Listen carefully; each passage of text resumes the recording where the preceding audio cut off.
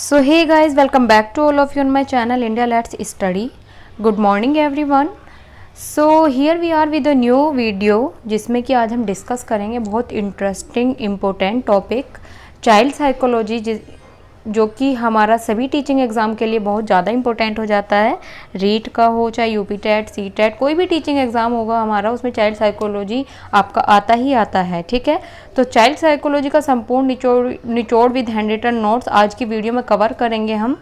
And अगर आपको इस सभी के हैंड रिटन नोट्स जो हैं वो चाहिए, आप आज ही हमारा टेलीग्राम ग्रुप ज्वाइन कर सकते हैं for all exam hand written notes. वहाँ पर आपको कई सारे सब्जेक्ट्स के हैंड रिटन नोट्स अवेलेबल हो जाते हैं, चाहे वो आपका घटना चक्र हो, पैट का घटना चक्र वगैरह भी शेयर किए हुए हैं हमने अपने ग्रुप में, तो आप ज्वाइन कर सकते हैं इफ़ यू आर इंटरेस्टेड। ठीक है, तो हम स्टार्ट करते हैं अपनी आज की क्लास बिना किसी देरी के। स्टार्ट करने से पहले प्लीज़ सब्सक्राइब कीजिए हमारा चैनल इंडिया लेट्स स्टडी, और अगर वीडियो पसंद आती है तो उसे लाइक कीजिए, शेयर कीजिए एंड वीडियोस पर कमेंट्स ज़्यादा से ज़्यादा कीजिए। तो स्टार्ट कर लेते हैं। ये देखिए बाल मनोविज्ञान की पूरी PDF है हैंड रिटन नोट्स की। सबसे पहले हम इसमें टॉपिक देखेंगे व्यक्तिक विभिन्नता। ठीक है, कोई भी दो व्यक्ति एक जैसे नहीं हो सकते और इसके प्रतिपादक हैं हमारे फ्रांसिस गाल्टन। प्रत्येक शिक्षार्थी स्वयं में विशिष्ट होता है। ठीक है, जैसे कि अभी आप टीचिंग प्रैक्टिस पे भी गए होंगे, कुछ लोग ऐसे हैं जो टीचिंग करते हैं। ठीक है, तो आपने देखा होगा सभी बच्चों का क्या होता है, लेवल अलग अलग होता है। ऐसा नहीं होता है कि वो बुद्धू हो जाते हैं या वो मूर्ख हैं या वो जो भी है, ऐसे कैटेगरी में उनको हम नहीं रखेंगे। बच्चों का जो होता है अपना लेवल होता है एक सीखने का। कुछ बच्चे होते हैं जल्दी सीख लेते हैं, कुछ बच्चे होते हैं थोड़ा टाइम लेने में सीखते हैं, लेकिन वो सीख जाते हैं उस चीज़ को। ठीक है, तो प्रत्येक शिक्षार्थी स्वयं में विशिष्ट होता है। व्यक्तिक विभिन्नताओं से हमारा तात्पर्य व्यक्ति के उन सभी पहलुओं से है जिनका मापन में मूल्यांकन किया जा सकता है। ये डेफिनेशन दी है हमारी स्किनर ने। ठीक है, आगे देखते हैं। कोई भी व्यक्ति अपने समूह के शारीरिक तथा मानसिक गुणों के औसत से विभिन्नता रखते हैं। ठीक है, मतलब सभी का क्या होता है, शारीरिक और मानसिक जो होता है वो भिन्न भिन्न होता है। ठीक है, और ये वाली हमारी किसने दी है डेफिनेशन, ड्रेवर ने दी है। अब बात करते हैं वैयक्तिक विभिन्नता के प्रकार। ठीक है, तो कितने प्रकार हैं उसके, किस किस आधार पर बांटे हैं। भाषा के आधार पर हर मनुष्य अलग हो सकते हैं, लिंग के आधार पर अलग हो सकते हैं, बुद्धि के आधार पर, जैसे मैंने बताया ना आपको कि लेवल होता है सबका अलग अलग, वो वाला। परिवार व समुदाय, जाति के हिसाब से भी आजकल लोग विभिन्न मानते हैं। संवेग और धर्म के हिसाब से लोगों को अलग माना जाता है, विभिन्नताएं देखने को मिलती है। शारीरिक विकास से, अभिवृत्ति से और व्यक्तित्व से, ये सभी क्या होते हैं, हमारे व्यक्तिक विभिन्नता के प्रकार होते हैं।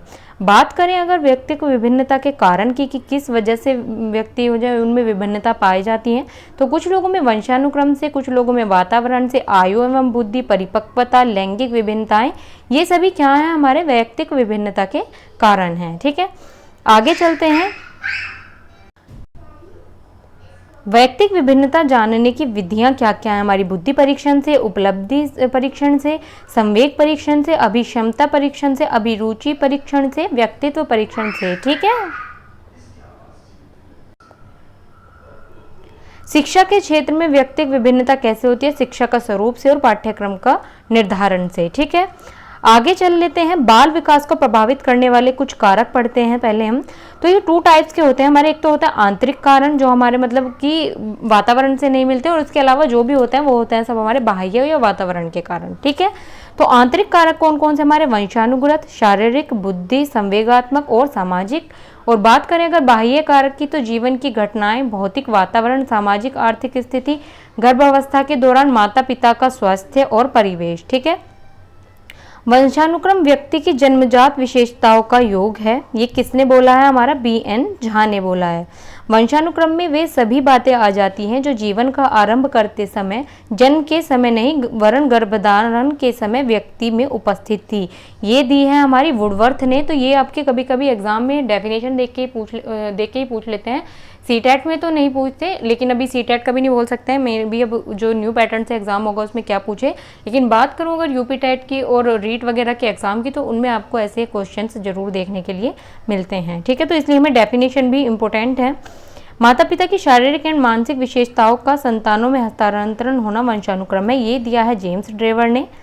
नेक्स्ट है वंशानुक्रम एवं वातावरण योगफल न होकर गुणनफल है। ठीक है, ये हमने पढ़ा था, heredity into environment equal to development. ठीक है, बीज कोश की निरंतरता का नियम दिया है हमारा बीजमैन ने, ठीक है, बीज से ही बीजमैन है, ठीक है। बात करते हैं आनुवंशिकता के सिद्धांत की, तो बीज कोश की निरंतरता का सिद्धांत, समानता का सिद्धांत, प्रत्यागमन का सिद्धांत, ये सभी हमारे आनुवंशिकता के सिद्धांत हैं। जैसे माता पिता वैसे बच्चे, बालक माता पिता के गुणों से बिल्कुल विपरीत होते हैं। प्रत्यागमन सिद्धांत में जीव सांख्यिकी सिद्धांत है हमारा, फ्रांसिस गाल्टन ने दिया है, बच्चे माता पिता से नहीं अपितु पूर्वजों से भी गुण प्राप्त करते हैं। ये है हमारा जीव सांख्यिकी सिद्धांत। नेक्स्ट है हमारा अर्जित गुणों के अवितरण सिद्धांत। अर्जित गुणों का हस्तांतरण माता पिता द्वारा बच्चे में नहीं हो। अर्जित गुणों के वितरण का सिद्धांत, यानी अर्जित गुणों का वितरण संतान में होता है। ये हमारा लैमार्क का भी है, डार्विन का भी है, और भिन्नता का जो दिया है वो दिया है सोरेसन ने। नेक्स्ट देखते हैं वंशानुक्रम का प्रभाव। तो वंशानुक्रम का प्रभाव बालक पर पड़ता है। देखते हैं किसने क्या क्या बताया है। मूल शक्तियों का प्रभाव बताया थॉर्नडाइक ने, के प्रतिपादक हैं कि मूल शक्तियों का प्रभाव पड़ता है, इसके प्रतिपादक हैं थॉर्नडाइक। शारीरिक लक्षणों का प्रभाव कार्ल पियर्सन ने बताया। प्रजाति की श्रेष्ठता क्लार्क क्लीनवर्ग ने बताई है। व्यवसायिक योग्यता कैटल ने बताई है। चरित्र पर डेगडेल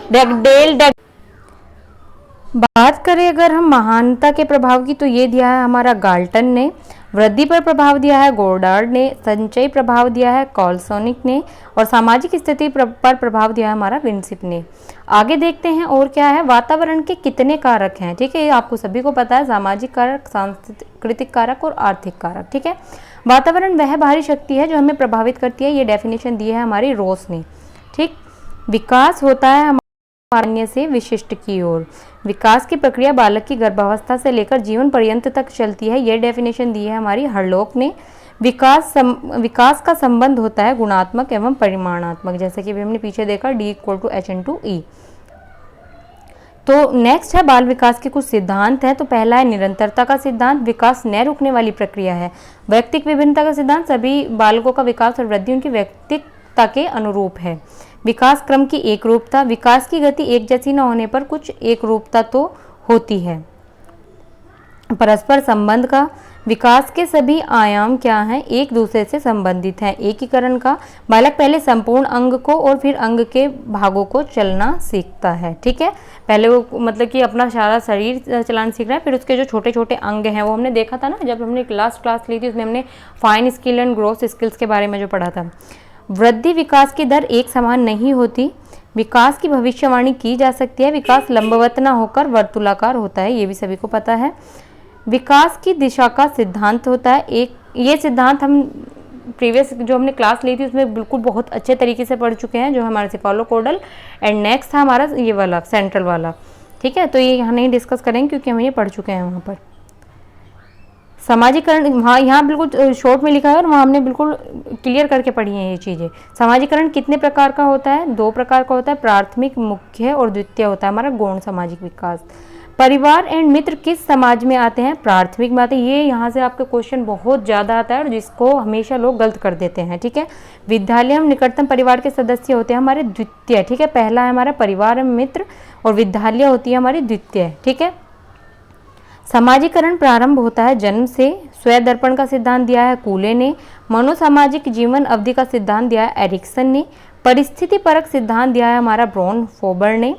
सामाजिक प्रत्याशों के अनुरूप व्यवहार की योग्यता का अधिगम सामाजिक विकास कहा जाता है, ये दिया हमारा हरलॉक ने।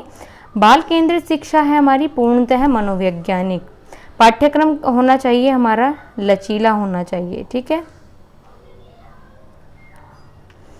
तो आज की इस वीडियो में इतना ही रखते हैं, ये पार्ट 1 है हमारा। पार्ट 2 में डिस्कस करेंगे आगे बहुत ऐसे ही कुछ इंपॉर्टेंट और टॉपिक। तो आई होप आपको आज की वीडियो अच्छी लगी होगी, और अगर आपको इसके हैंड रिटन नोट्स चाहिए तो आप हमें टेलीग्राम पर ज्वाइन जरूर करें एंड वहाँ जाकर डीएम करें कि आपको इसकी PDF चाहिए, तो आपको वहाँ पर ईजिली अवेलेबल होगी। तो ये जो चाइल्ड साइकोलॉजी का हमारा टॉपिक है इसे हम लगभग 2 से 3 वीडियो में कवर करेंगे कंप्लीट। एंड उसके बाद जैसे कि सभी की रिक्वायरमेंट आ रही है रीड के क्लास इन्वायरमेंट के लिए और साइकोलॉजी के लिए और इंग्लिश के लिए 3 क्लास आपकी जल्दी ही होने वाली है। एंड क्लासेस ऐसी नहीं मैं करने वाली हूँ कि 5-5, 10-10 मिनट की वीडियो होगी। मैं एक पूरी मतलब लगभग आधा घंटा की सारे सब्जेक्ट की क्लास होगी जिसमें हम कंप्लीट सिलेबस कवर करेंगे विद हैंड रिटन नोट्स, ठीक है। तो अगर आपको चाहिए hand written notes and read के लिए क्लासेस तो आप आज ही ज्वाइन कर लीजिए हमारा टेलीग्राम ग्रुप, जिसका लिंक मैं आपको डिस्क्रिप्शन में दूंगी। तो मिलते हैं नेक्स्ट वीडियो में, तब तक be safe and be healthy guys.